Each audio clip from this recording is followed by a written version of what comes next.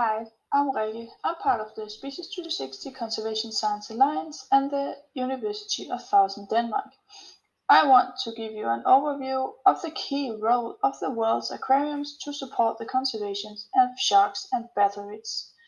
Our main goal is to collect all available data at the species level for all species. And especially our goal is to show how data from zoos and aquariums can contribute to fill some of the knowledge gap that exists for this group of fish. After IUCN's latest update, in which they highlighted that while four commercially fished tuna species are on recovery, the situation are now even worse for the world's sharks and batteries, and this project only became even more important. We now know that fishery is not only the primary threat toward sharks. Overexploitation is the threat toward all threatened sharks and batteries.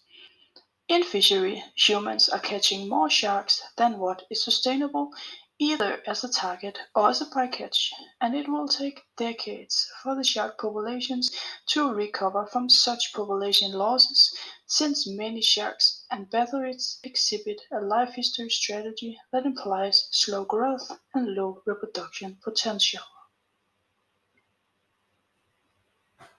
So, what we did was that we collected data and standardized the taxonomy for all 1,226 described shark and barbarian species according to the taxonomy used by Catalog of Life. In the four databases FishBase, the Global Biodiversity Information Facility, GenBank, and the Vertebrate Genome Project, to get an overview of the available data on demography, biological traits, primary biodiversity data, and genetic information.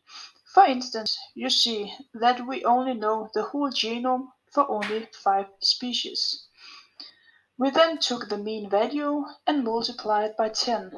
We then plotted the data in this tree map to show how much data is available and for which species we might have some knowledge gap. For instance, on this map we show how much information we found for each species.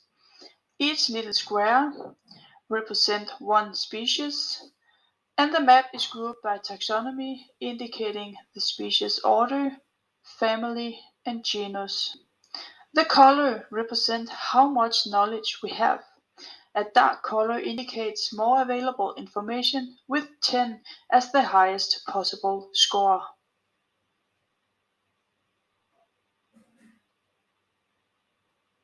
This map shows how much available information we found for each species. We found that 7.8% have no data available at all. Of these species, 34 are assessed as data deficient, and another 33 have not yet been assessed yet.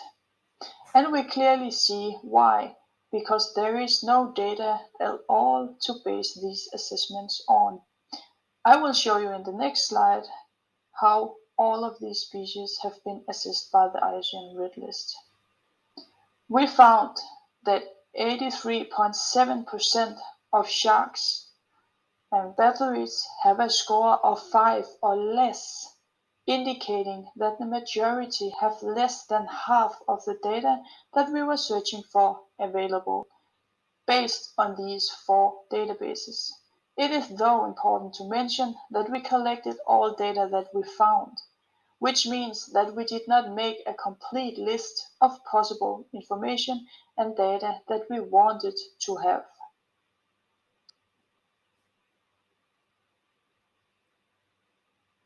The shark with the most available data is the whale shark, and the race with the most available data is the blue-spotted stingray and the shovel-nosed guitarfish.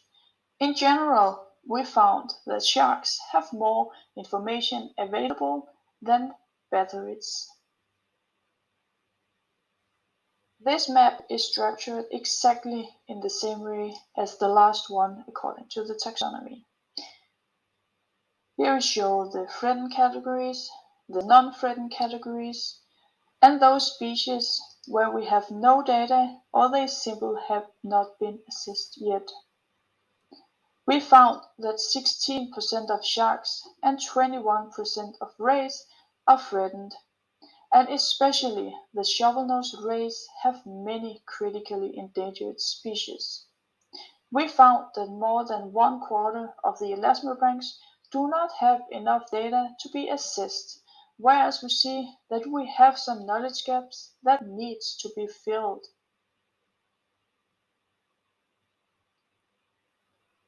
We as well analyzed how sharks and batracids are protected by different international conventions and treaties. These have different goals about protecting either oceanic species, species that are migrating, species living in the Mediterranean, or species that are traded globally. The conventions and treaties included are CITES, the UN Law of the Sea, the Berne Convention, the Convention on Migratory Species, and the MOU Sharks. CITES, the Convention Protecting Species Against the International Wildlife Trade, is listing 2.6% of sharks and 8% of rays at the time of this analysis. We found that 88.5% of the species are not protected by any of these conventions or treaties. It is though important to mention that we did not include national or regional legislations. In general, we see a tendency of protecting higher taxonomy, and then sharks are more protected than rays. The most protected sharks are the porbeagle and the short-fin mako, and the most protected ray is the giant devil ray. We then looked at the human use of sharks and rays. Here we looked at the international wildlife trade, and it looks like that only a few species are important for the international trade. But we need to keep in mind that only 2.5% of the species were listed at CITES, which means that we do not have any data on the other species.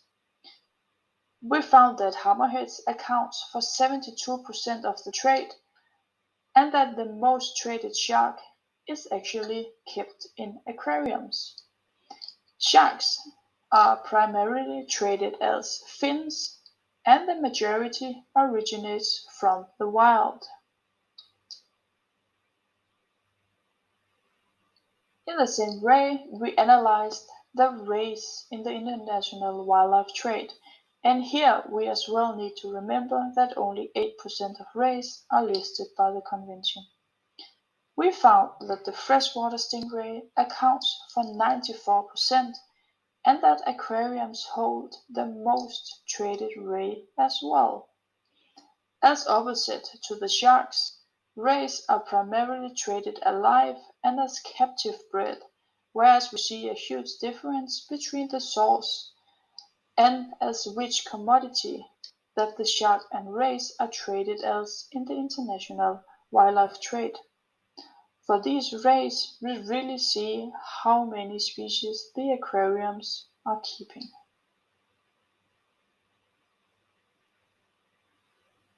This map shows the current ex situ population, or it shows where they are located in the world for all aquariums in the Species 360 Zoological Information Management System (SIMS), and it further shows the potential of zoos.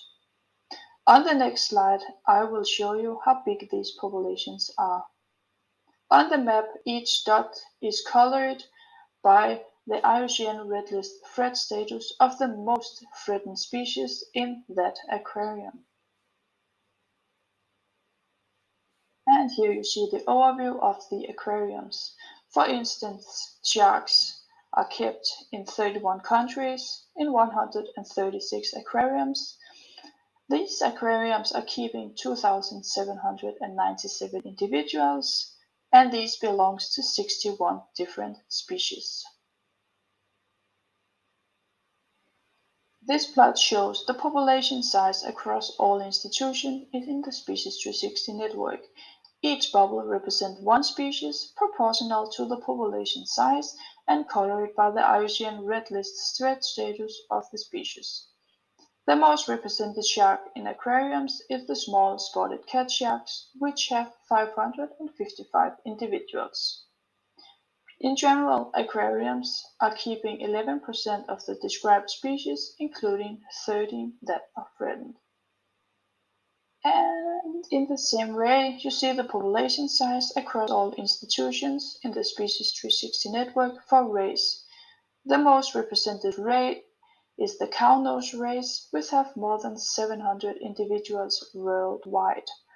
Aquariums are keeping 13% of the described race, including 29 that are threatened.